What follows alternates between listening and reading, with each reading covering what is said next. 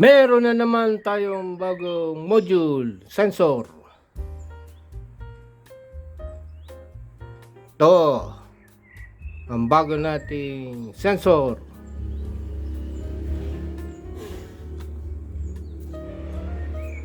Ano na naman yan? Ito, bagong sensor. Reed switch, magnetic spring sensor. Oy, ano naman yan? Anong gawa niyan? Ba, sensor ito. Oh. Ayan ha. Nakakonekta siya sa 5 volts. Ito 5 volts USB. Ground sa ground. Yung positive niya sa 5 volts. Ay, ano nga ang gawa niyan?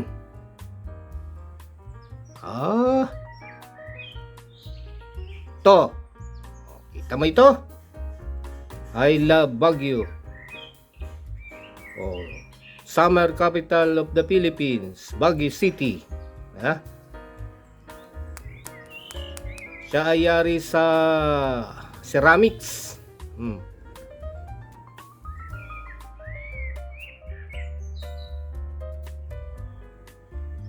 Magma-magic tayo. Ha? Ayan oh. Di ba? Anong nangyari? Di mo nakita? Umilaw yung LED. Pag dinikit ko ito, yun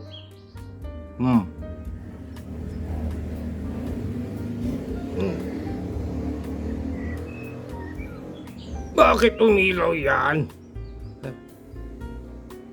Di ba Kasi itong ating sensor, yan ay magnet detector. Yan yung reed switch sensor. Bakit nga umilaw yan? Kasi itong ating ala Baguio ay merong magnet sa likod. Pandikit sa rep. Di ba? Yan Yun ang sikreto ng magic.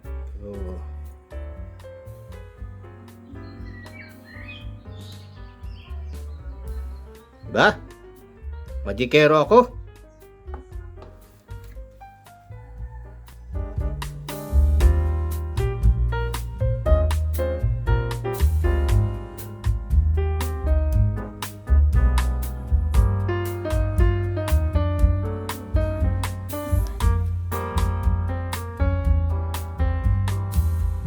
Good day to everyone.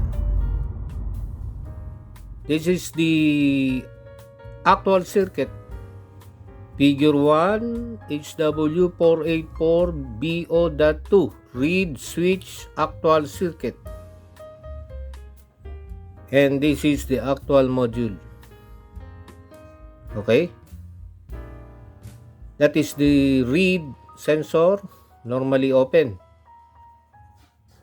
So inside the module, we have the LM393. LM393, it has a pin out of 8 pins. This is a dual comparator. Pin number 1, that is the output pin. Number 2, inverting input, non-inverting input, and then the ground, pin number 4. The other comparator, it is composed of non-inverting input, pin number 5, pin number 6, inverting input for the second comparator, and the out, pin number 7. So this LM393 consists of 2 comparator, to the left and to the right. Okay? So LM393 is a dual comparator. It has 2 comparator. And this one is the equivalent circuit diagram of the module. Okay, this is the first comparator and the second comparator of the actual module. Here we have the resistor, all the resistors and the LED. This one is the power LED and the other one the output LED. Here in the circuit diagram, this is the power LED and this one is the output LED. This is the LED that turns on. And inside the module, we have this 3296 multi-turn trim pot or trimmer. It has a value of 10K. So this is a trimmer potentiometer, multi-turn. So many turns. And then we have the pin header. Inside the pin header, we have the output, analog, ground, positive, or the supply positive, and then the digital out. For the circuit to work, we need a magnet. Okay, this is the magnet. And we're going to attract the sensor. For this is a normally open read sensor. Once we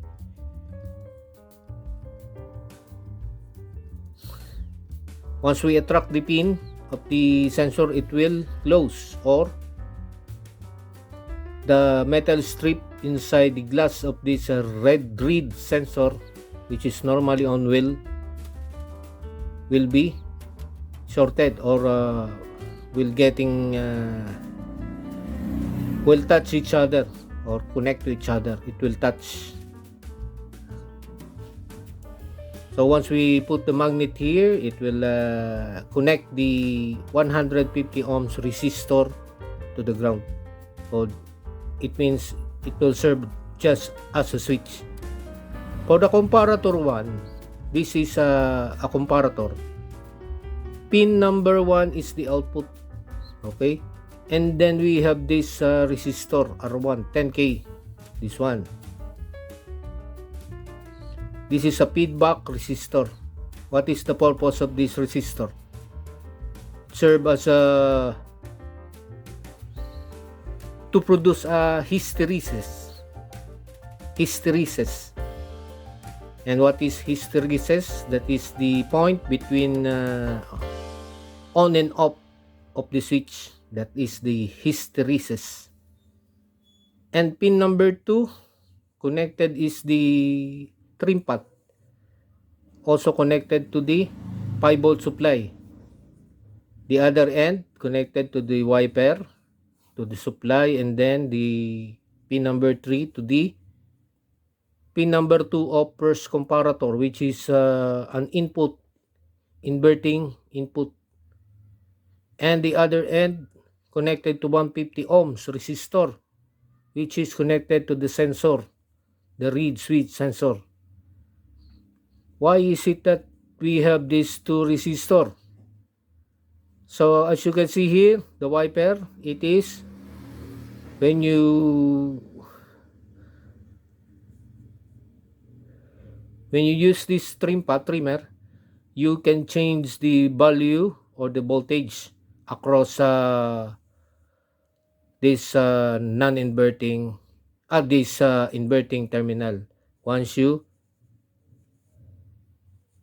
we trim the voltage here, or this is a wiper. Okay, for doing that, we need to use a magnet to attract the pins or the two terminal, to short the terminal, or to close the switch here. You need to attract or you use magnet. Once it is connected to the ground, and we use this trim pot to produce a voltage across the 150 ohms resistor. For the trim pot to work, what I mean is for the comparator to work, if the voltage across 150 ohms, which is the inverting input, is greater than the voltage across the pin number 3, which is non-inverting input terminal of the comparator. If this pin number 2, or the voltage across 150 ohms, and we produce a voltage here because of this trim path, is greater than the pin number 3, the output will be low, will become low, or 0 volts, because the inverting is greater than the non-inverting. For this to work, okay, this is connected to the 100K. What is this 100K? Connected to pin number 3. We need to see this second comparator, because the second comparator, it has a vital role in the circuit.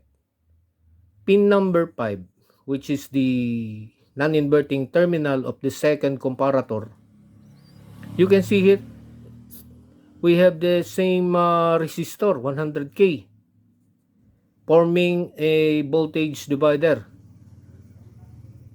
What's the use of these two resistors? Okay, it is the one who is responsible for making an offset voltage, or to produce an offset voltage, because we are using a single supply.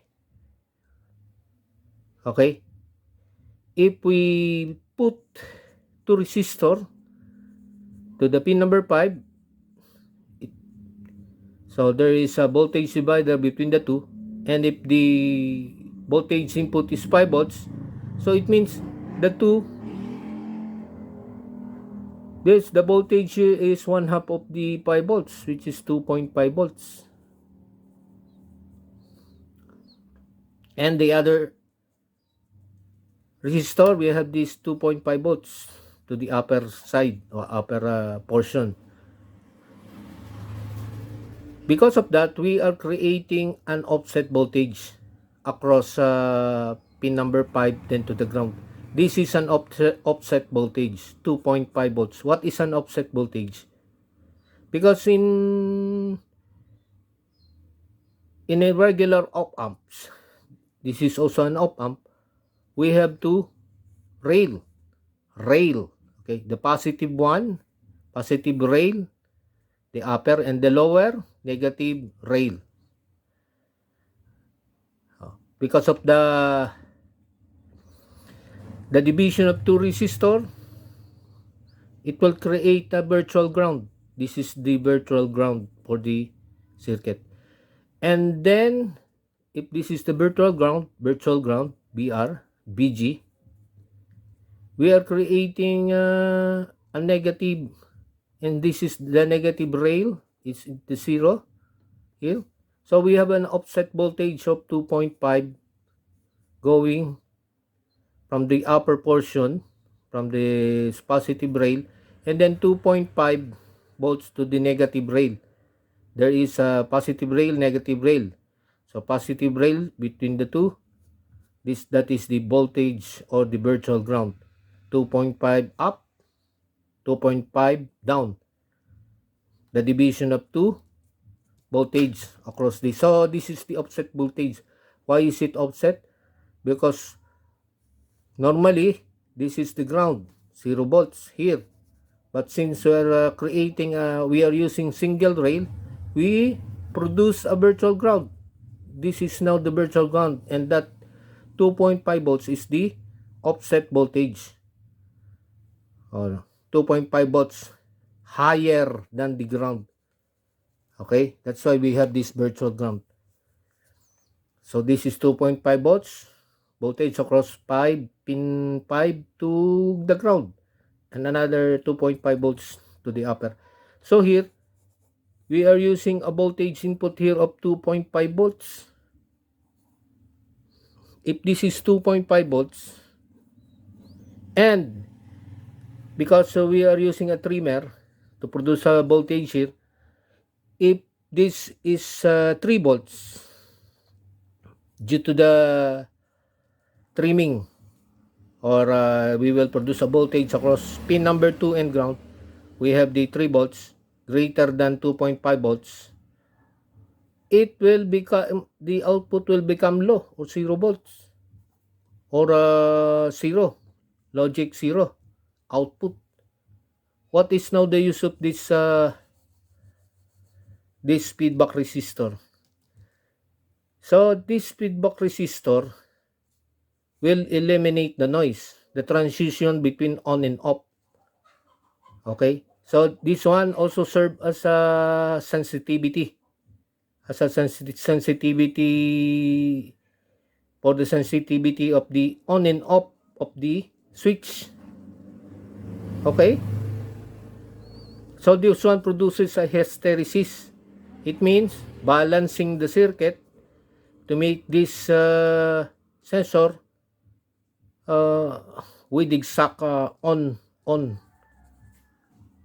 and to eliminate the noise, the transition between on and off hysteresis. Okay, and then since it's the output 0 connected to the another input, which is the second comparator, pin number 6. So if this is 0 volts, since this is 2.5 volts, 5 pin number 5 to ground, so 2.5 volts is greater than the 0 volts. Okay, so the circuit would be what? 1.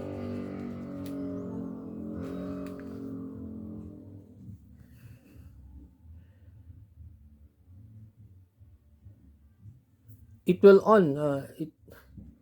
Why is it that there is in the output there is an LED and a resistor connected this way? Okay, because the output of the comparator is an open collector. This is open collector. So this is one, it will not turn on. So by the time that when we have this pin 2 to the ground is less than 2.5. For example, if this is 1 volt and pin number 3 is 2.5 volts, so it means it is less than 2.5 volts. It will turn on, or we have the output 1. If this is output 1, and the value of the voltage across pin number 6 is 3 volts, which is greater than 2.5 volts of the reference voltage or the offset voltage. And since this is inverting, it will invert the signal from 1 to 0, or logic 0. If this is logic 0, the current now flow into the 5 volts to the LED and to the resistor, and flowing back to the second comparator, then to the ground, since this is an open collector. Okay,